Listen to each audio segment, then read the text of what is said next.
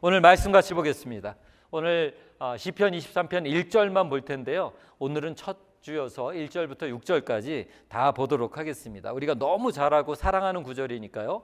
1절부터 6절까지 함께 읽도록 하겠습니다. 읽겠습니다. 시작. 여호와는 나의 목자시니 내게 부족함이 없으리로다. 그가 나를 푸른 풀밭에 누이시며 쉴 만한 물가로 인도하시는도다. 내 영혼을 소생시키시고 자기 이름을 위하여 의의 길로 인도하시는도다. 내가 사망의 음침한 골짜기로 다닐지라도 해를 두려워하지 않을 것은 주께서 나와 함께 하심이라. 주의 지팡이와 막대기가 나를 안위하시나이다. 주께서 내 원수의 목전에서 내게 상을 차려주시고 기름을 내 머리에 부으셨으니 내 잔이 넘치나이다. 내 평생의 선하심과 인자하심이 반드시 나를 따르리니 내가 여호와의 집에 영원히 살리로다. 아멘. 어떤 사람이 이렇게 어떤 명함을 주면서 여러분에게 필요한 것이 어떤 것이든 이 명함을 내면서 요구하면 다 해결이 됩니다 라고 말하면 얼마나 좋을까요?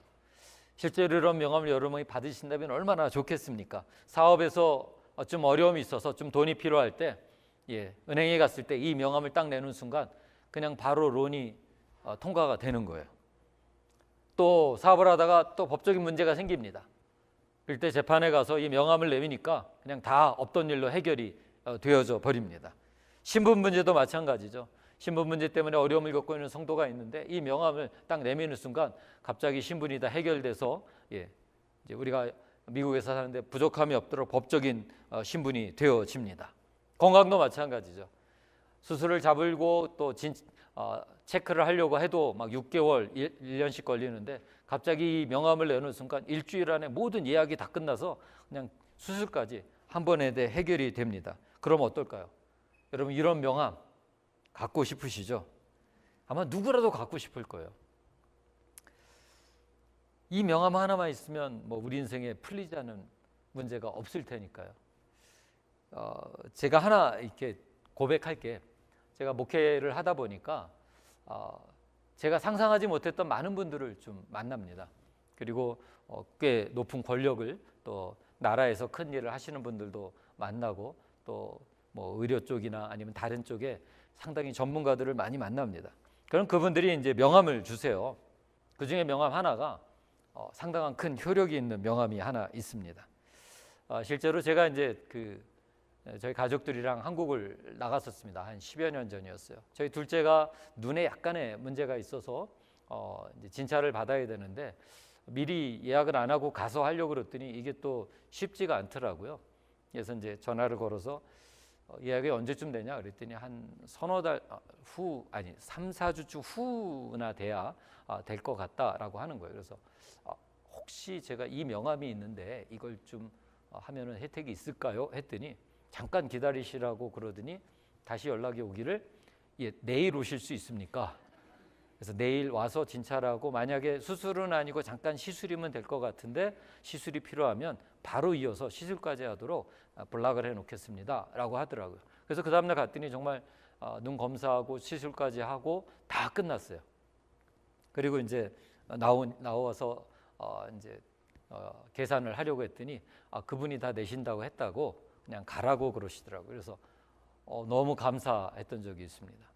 또 작년에 저희 가족이 또 한국을 나갔었어요. 그래서 이제 저도 안경을 썼지만 이제 저희 와이프도 돋보기가 필요하고 저희 애들도 다 컨택트 렌즈를 쓰고 있기 때문에 이 전체를 한 번에 미국에선 비싸니까 한국에서 하려고 그 안경점에 가서 이것저것 다 구했더니 한국이 쌈에도 불구하고 4명이 다 하니까 가격이 또 꽤 나오더라고요. 혹시나 해서 제가 이 명함이 있는데 혹시 혜택을 좀 받을 수 있을까 그랬더니 그러시냐고. 그러면은 저희가 특별 가격으로 다 해서 50% 디스카운트를 해드리겠다고.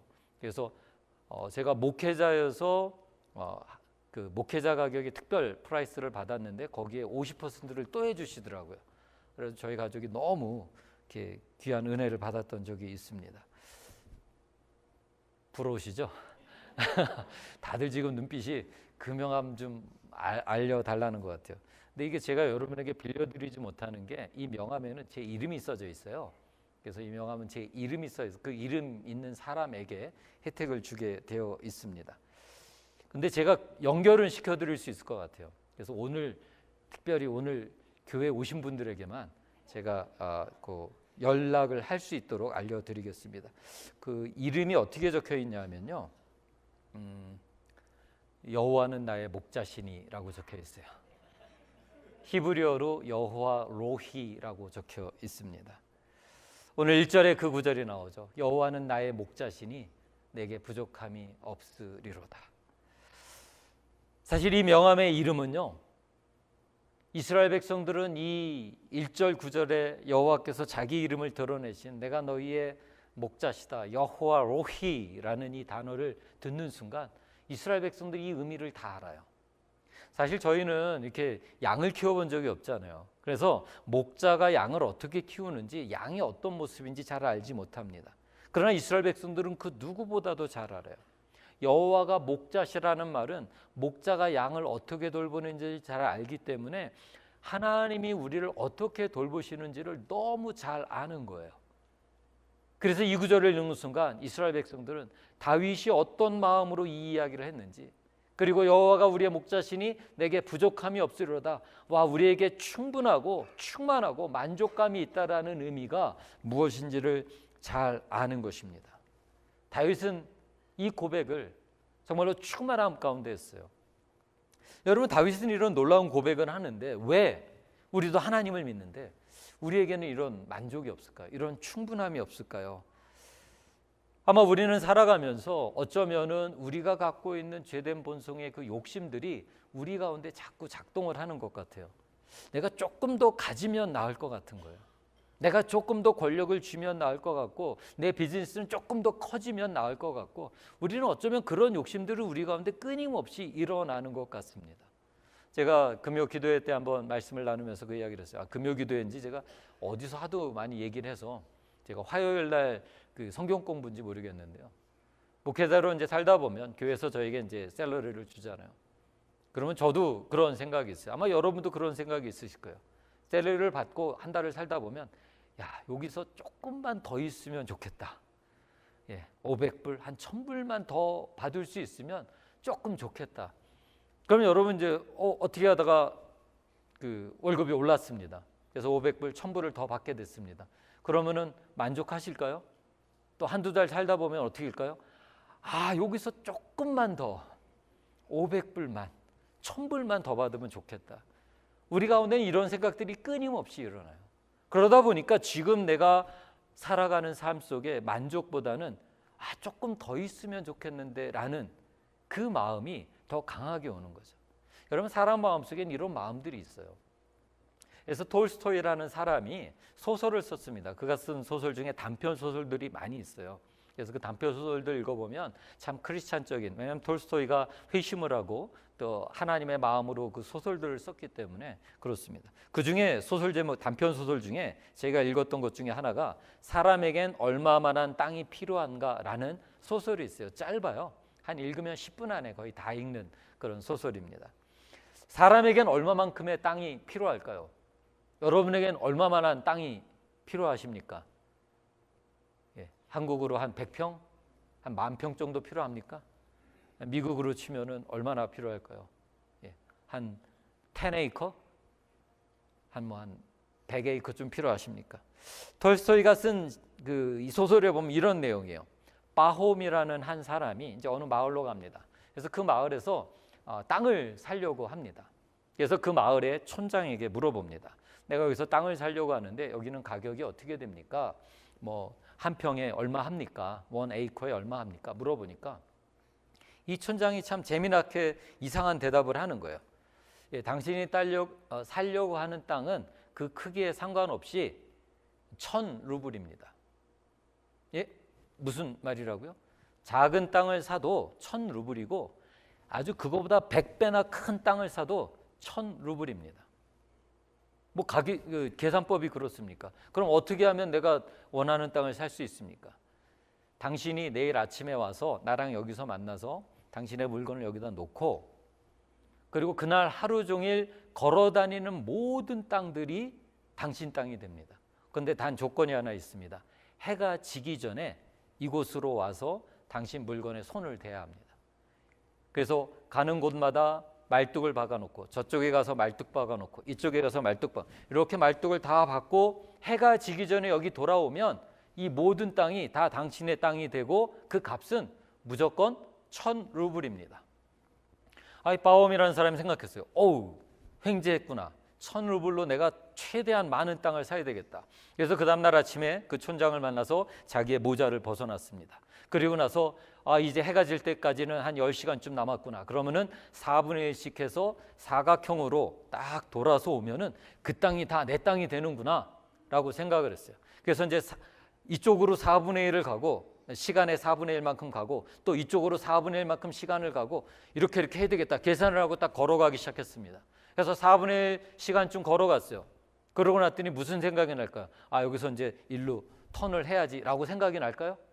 아니죠. 바움은 이런 생각이 들었어요. 야, 내가 여기서 조금만 더 갔다가 내가 조금 더 빠르게 하면은 그러면 다 돌아서 올 수 있을 거야. 그래서 더 많이 갔습니다. 그리고 나서 이쯤에서는 좀 꺾어야지 하고 꺾기 시작했어요. 또 가다 보니까 조금만 더 가면은 내 땅이 더 넓어질 것 같은 거예요. 그래서 더 많이 갔어요. 그리고 다시 꺾었습니다. 그리고 또 한참을 가다 조금만 더 가야지 하고 가다 보니까 이제 시간이, 해가 질 시간이 1시간 정도밖에 안 남은 거예요. 여기서 거기까지 돌아가려면 이거 큰일 났는데 달려야 되겠다. 그래서 이제까지 오던 속도보다 더 빠르게 달리기 시작했어요. 언덕을 넘고 언덕을 넘었어요. 해는 점점점 져가고 있습니다. 해가 거의 다 져갔습니다. 이번엔 실패했나 보다. 이 땅은 내가 얻을 수 없나 보다 하고 마지막 언덕을 딱 올라섰는데 저 밑에 아직 촌장이 기다리고 있고 해는 지금 질락말락하고 있는데요. 내가 여기서 전속력으로 더 빨리 가면은 저기까지 갈 수 있는 거예요. 그래서 바움은 그 먼 거리를 더 열심히, 더 빠르게 달려가기 시작했어요. 그래서 해가 지기 전에 촌장 앞에 도착해서 자기의 모자를 탁 터치를 했습니다. 이제 이 땅은 다 내 땅이 될 거라고 생각했는데 그 순간 너무 빨리, 너무 먼 거리를 뛰어와서 바움이라는 사람은 거기서 죽고 말았어요. 그래서 그 촌장은 그 바움이라는 사람에게 얼마만큼의 땅을 줬을까요? 이 사람을 장사할 수 있는 무덤만큼의 땅을 줬어요. 톨스토이는 인간의 욕심을 얘기합니다. 조금 더 가지려고, 조금 더 얻으려고 그렇게 뛰다가 마지막에 이 바움이라는 사람이 얻은 건요, 사람에겐 얼마만큼의 땅이 필요합니까? 자기 무덤이면 충분했어요. 어쩌면 우리에게도 이런 마음이 있지 않나요?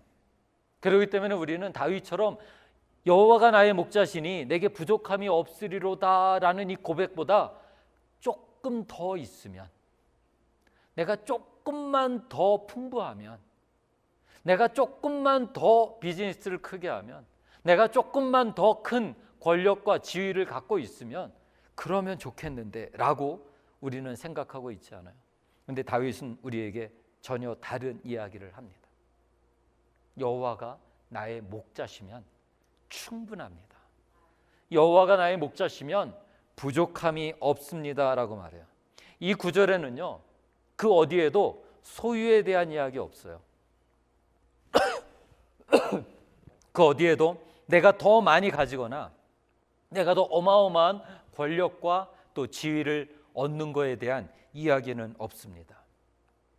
오로지 다윗은 고백해요. 여호와가 나의 목자이시기만 하면 나는 충분합니다. 나는 부족함이 없습니다. 오늘 이 다윗의 고백을 보면서 우리가 어떻게 하면 우리의 삶 속에 부족함을 느끼고 결핍을 느끼고 모자름을 느끼며 살아가는 삶에서 다윗처럼 고백하는 여호와가 나의 목자시니 부족함이 없습니다 라는 이 충분한 삶, 충만한 삶을 어떻게 살 수 있을까 함께 생각해 보길 원합니다. 첫 번째, 우리가 부족함을 느끼는 건요, 충분함은 환경이 아니라 주인에게 달려있기 때문이에요. 누가 내 삶의 주인인가? 다윗은 분명히 고백합니다. 1절을 보면요, 여호와는 나의 목자시니. 다윗은 자기의 충분함을 고백하면서 소유에 대한 이야기하지 않아요. 내가 얼마나 많이 가졌냐, 내가 얼마나 많은 지위와 권력과 힘을 가졌냐, 내가 얼마나 많은 것들을 누리고 있냐 이야기하지 않습니다. 다윗은 딱 한 가지 이야기해요. 여호와가 나의 목자이시다. 내 주인이 여호와이시다라는 거예요. 여러분, 우리는 여호와가 나의 목자시다 하면 우리는 우리의 머릿속으로 상상하는 게 있지 않으세요? 저 푸른 초원 위에 그림 같은 집을 짓고 거기서 양들은 풀밭에서 풀을 쫙 뜯고 있고 목자는 풀밭에 한가롭게 누워서 콧노래를 흥흥 부르면서 한가롭게 있는 그런 전원적인 그 모습을 우리는 생각할지도 모르겠습니다. 근데 다윗이 고백한요, 그거는 아니에요. 다윗이 이야기하는 목자는 그런 목자가 아니라 이 양들을 책임지고 이 양들을 보호하며 이 양들의 통제권과 모든 소유권을 갖고 그들을 사랑하고 있는 목자에 대한 이야기입니다. 오늘은 시편 23편은 양과 목자에 대한 이야기가 계속해서 나오기 때문에 이 양에 대한 이야기를 저희가 앞으로 6주 동안 좀 할 텐데요.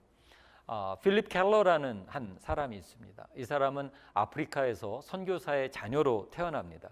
원래 미국 사람이에요. 근데 아프리카의 선교사 자녀로 태어나서 아프리카에서 어린 시절을 다 보냅니다. 그러면서 동네 아이들과 함께 목자로서 양을 치기 시작했어요.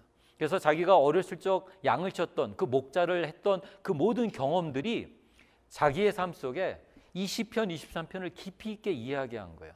그래서 이 시편 23편을 자기의 목자로 어렸을 적을 살았던 경험을 가지고 양에 대한 이야기를 했는데요. 그게 참 도움이 돼요. 근데 필립 켈러가 이야기하기를 양들은 어떤 양이냐면요, 양들은 상당히 어리석대요. 그리고 모든 것들이 둔하답니다. 그래서 심지어는 양들은 어떻게 하냐면요, 목이 말라도 물을 먹으러 가지 않는데요. 아니, 목이 마르면 물을 먹으러 가야 되는데 목이 마른데 물을 먹으러 가는 거를 까먹고 기억을 못 한대요. 그래서 만약에 그 양을 물가로 인도해 주지 않아서 물을 먹게 해주지 않으면 그냥 목말라 죽는데요.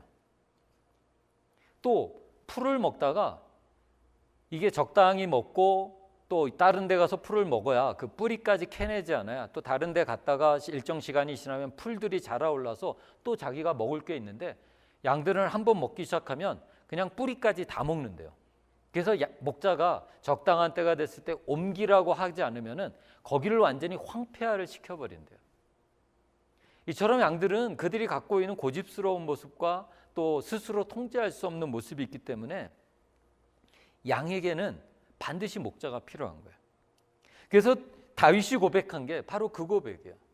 필립 켈러가 얘기한 것처럼 좋은 목자가 있어야 양들은 산다라는 거예요. 좋은 목자가 아니면 어느 순간 양들을 돌보지 않으면 그들은 먹을 거를 풀을 다 캐먹어서 거기서 그냥 굶어 죽든지, 목이 마른데 물을 먹는 곳으로 인도하지 않으면 목말라 죽든지, 아니면 해충이 공격하기 시작하면 그 해충이 자기 살을 파먹고 있는데 고통스러운데 어떻게 할 수 없으니까 그렇게 그냥 병들어서 죽는다라는 거죠. 여러분, 나쁜 목자는 그걸 가만히 방치하죠. 그냥 좋은 목자는 어떻게 합니까? 늘 수시로 양을 살피는 거죠. 이들이 지금 이쯤 먹었으면 물을 먹어야 되는데 그럼 양들을 다 데리고 물가로 가서 물에서 물을 먹게 하는 거예요. 또 그들이 해충이 돼서 그들을 괴롭히면 목자는 양 한 마리 한 마리를 보다가 이 해충이 있네. 그럼 그걸 다 잡아서 낮게 또 기름을 바르고 약을 발라주는 거죠. 여러분, 양이 건강하게 만족하며 살려면요, 좋은 목자를 만나야 돼요. 풀밭이 있더라고, 좋은 꼴이 있더라고 해서 양이 만족하는 게 아니라 목자 한 사람, 좋은 목자 한 사람을 만나면 양은 만족하는 거예요. 왜냐하면 그가 다 지켜주기 때문이에요. 우리의 신앙생활도 마찬가지 아닙니까? 앞에서 돌스토이의 소설 이야기를 한 것처럼 어쩌면 우리도 조금 더 얻기 위해서 더 욕심을 내면서 무언가를 더 얻으려고 하다가 거기서 얻게 되는 더 만족이 아니라 부족함, 다른 사람이 더 가진 걸 보면서 비교하면서 얻게 되는 상대적 박탈감으로 늘 부족하다고만 느끼고 있는 것 아닙니까? 내가 내 삶의 주인이 되면 그런 거예요. 그러나 다윗은 우리에게 고백합니다. 우리의 삶의 주인이 여호와 하나님이시라면, 그러면 우리는 부족함이 없다라는 거죠. 그러면 결국 우리가 부족함을 느끼는 건 내 삶의 주인이 누구냐라는 거예요. 내가 좋은 목자를 내 삶의 주인으로 하고 있냐, 아니면 내가 내 삶의 주인으로 살아가고 있냐라는 것입니다. 여러분 한번 이런 상상을 좀 해보시죠. 우리가 목자의 양떼의 양이라고 생각을 해보십시오. 우리에게 필요한 건요, 내가 길을 잃었을 때 나를 찾아와 주는 목자가 필요한 거예요. 내가 어떻게 가야 할지 방향을 모를 때 내 방향을 제시해 주는 목자가 필요한 거예요. 내가 배고파서 허덕일 때 좋은 풀밭이 어딘지를 그리로 나를 인도해 줄 목자가 필요한 거예요. 내가 사망의 음침한 골짜기로 다니면서 내가 죽을 위험에 처했을 때 그곳에서 나를 건져내 줄 목자가 우리에게 필요한 거예요. 다윗이 바로 그런 고백을 하는 거예요. 양에게 목자가 필요하듯이 나의 진정한 목자는 여호와 하나님이십니다.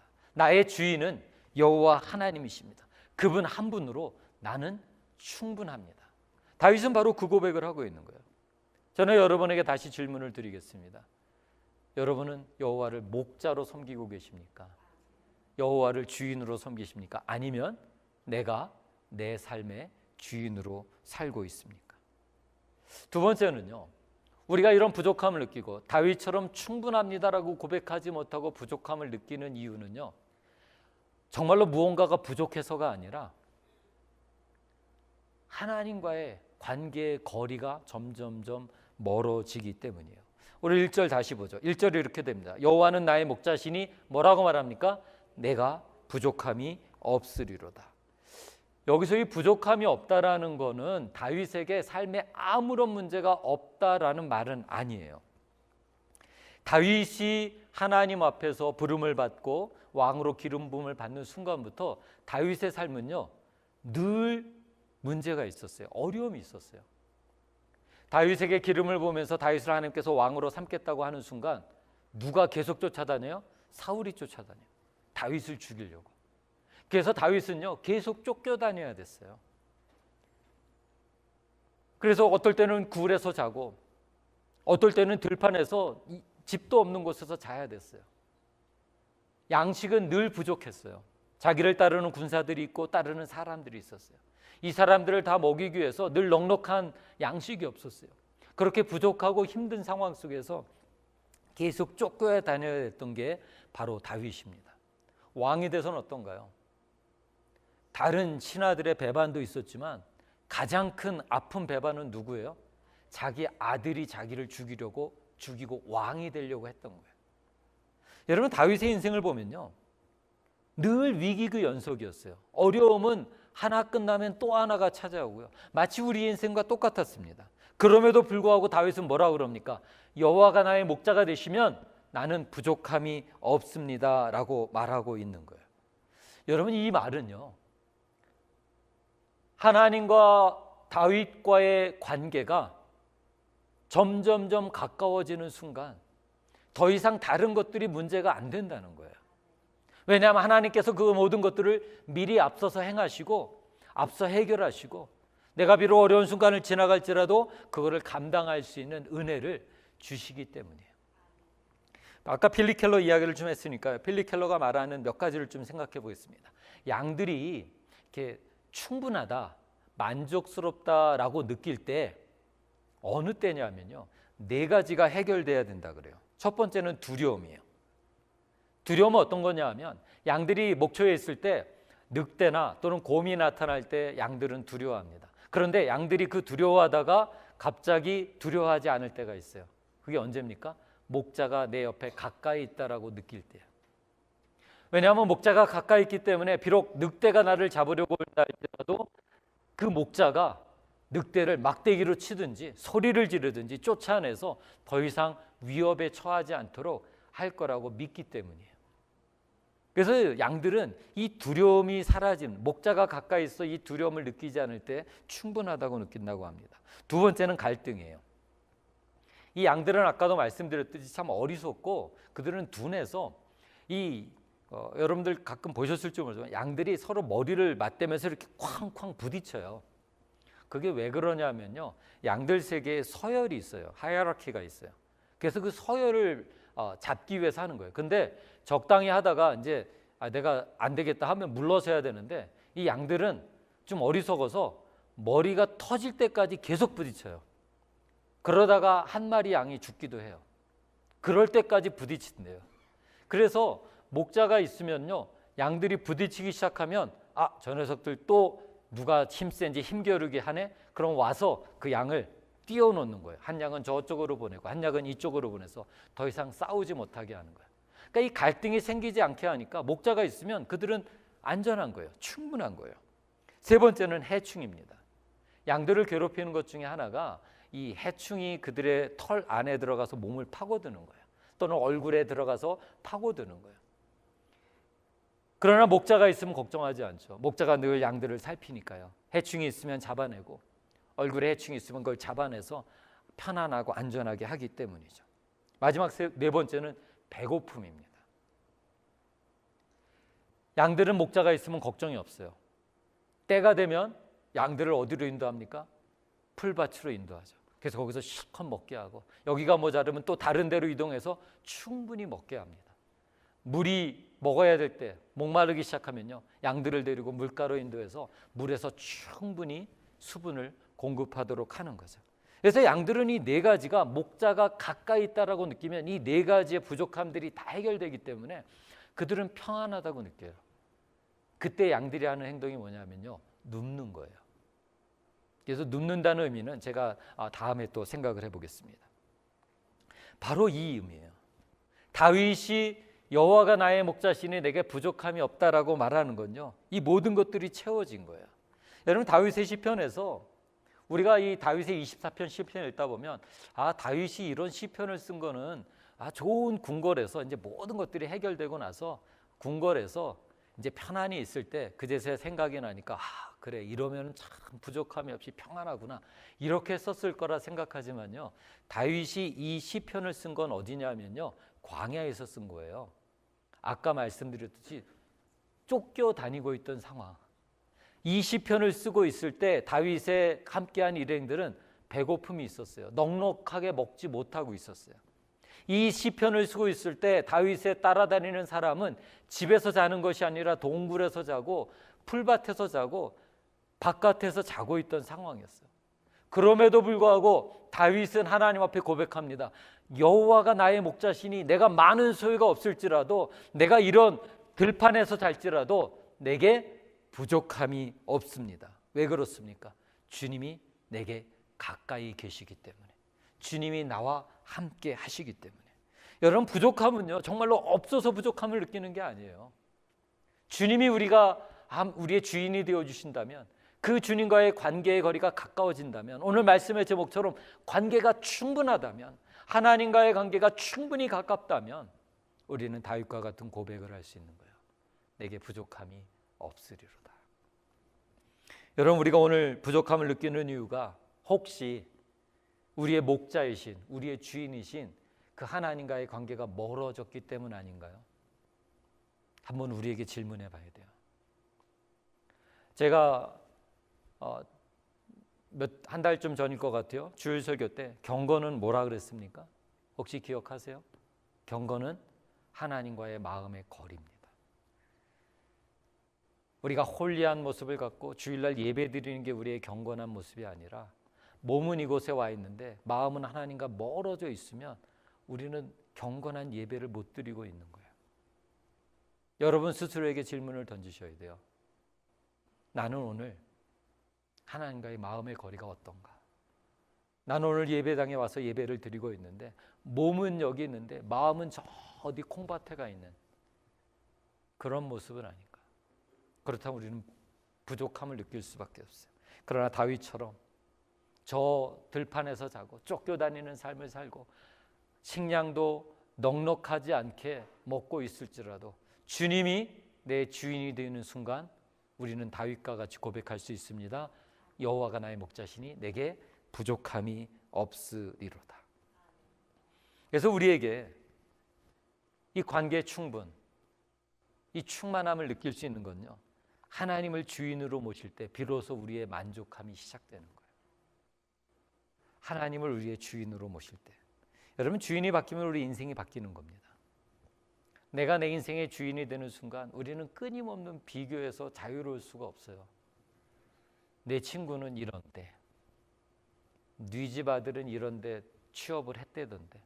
우리는 자식을 계속 비교하고, 내 삶을 비교하고, 내 비즈니스를 비교하고, 내가 갖고 있는 집의 크기를 비교하고, 누구는 이런 차 타는데 차 갖고 계속 비교하게 됩니다.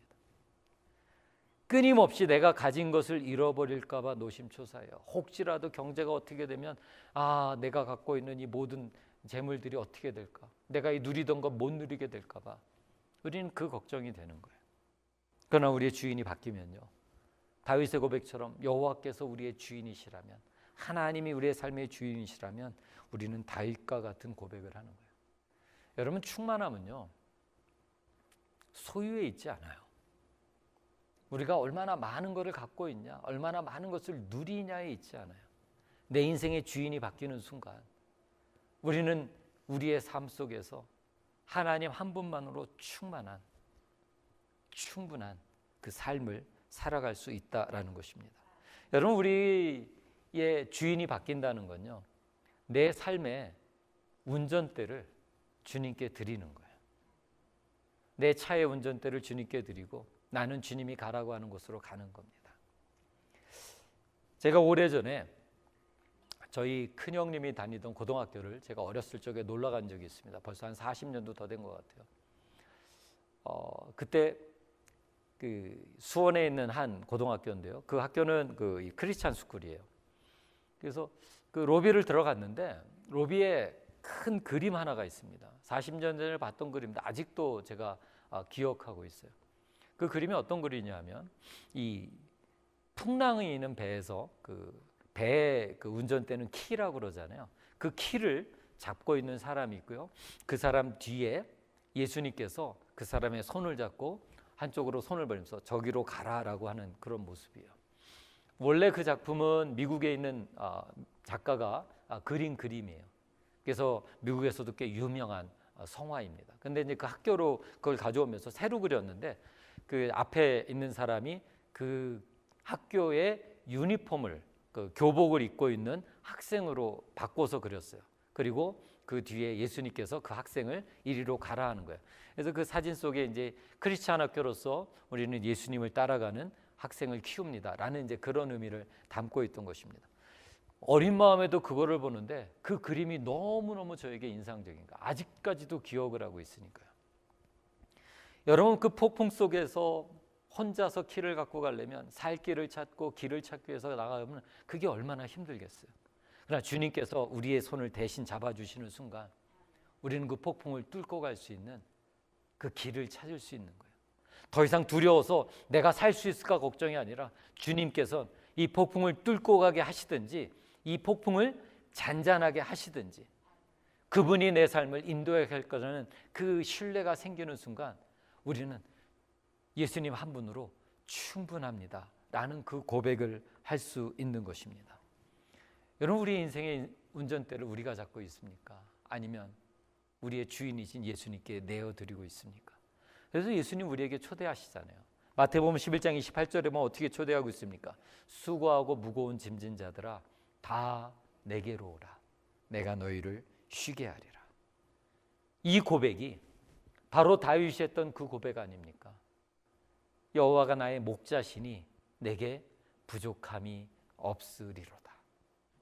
이거를 현대 오늘날로 말로 바꾸면요, 하나님이 내 주인이시니 나는 충분합니다. 예수님이 내 주인이시니 그분 한 분으로 충분합니다. 저는 우리 제자교회 모든 성도님들이 이 다윗의 이 고백의 깊은 의미들을 오늘 우리 마음속에 새기셨으면 좋겠어요. 이번 일주일 동안 이 고백을 여러분의 삶 속에 끊임없이 했으면 좋겠습니다. 여러분, 우리가 뭔가가 부족해서 부족하다고 느끼는 게 아니에요. 내가 인생 속에 하나님을 내 삶의 주인으로 섬기고 있냐, 아니면 그 하나님과의 관계 거리가 얼마나 멀고 가까워졌냐, 그거에 따라서 우리는 우리의 부족함을 느끼기도 하고 충분함을 느끼기도 하는 것입니다. 여러분, 그러기 위해서 우리 목자에게 다가가셔야 돼요. 우리 주인 되신 그 하나님 앞에 가까이 가셔야 됩니다. 그분이 우리의 목자이시면, 하나님이 우리의 목자이시면 충분합니다. 여러분은 어떤 삶을 살고 계십니까? 오늘 이 시간에 우리가 같이 한번 고백했으면 좋겠어요. 여호와가 나의 목자이시니 나는 충분합니다. 우리 함께 같이 고백할까요? 시작. 여호와가 나의 목자이시니 나는 충분합니다. 예수님이 우리의 목자이시기 때문에 충분합니다. 여러분, 다른 거 필요 없어요. 양에게 목자 딱 한 명이면 돼요. 그러면 충분합니다. 우리도 마찬가지입니다. 하나님이 우리의 목자이시니 우리는 충분합니다. 예수님 한 분만으로 충분합니다. 아멘이십니까? 아멘. 이번 일주일의 삶이 여러분 가운데 이런 은혜의 삶이 되기를 간절히 소망합니다. 아멘. 우리 같이 기도하죠. 주님 감사합니다. 오늘 우리가 말씀을 보았던 것처럼 주님이 우리의 주인이시기에, 주님이 우리의 왕이시기에, 목자이시기에 우리는 양과 같이 충분한 줄 믿습니다. 다윗의 이 고백이 우리의 모든 성도들의 마음속에 새겨지게 하시고, 여호와가 나의 목자이시니 내게 부족함이 없습니다. 이 아름다운 고백이 이번 한 주를 살아가는 모든 성도들에게 은혜요, 하나님이 주시는 놀라운 진리의 말씀이 되기를 간절히 소망합니다. 우리 각자의 어렵고 힘든 삶 속에서 주여 이 말씀 붙들 때 다시 우리에게 찾아오시고 우리에게 말씀하시는 그 음성 듣게 하시고, 부족함이 아니라 충분함으로 살아가는 은혜의 성도, 우리의 모든 제자교회 성도님 되도록 주님 인도하여 주시옵소서. 감사드리며 예수님의 이름으로 기도합니다. 아멘.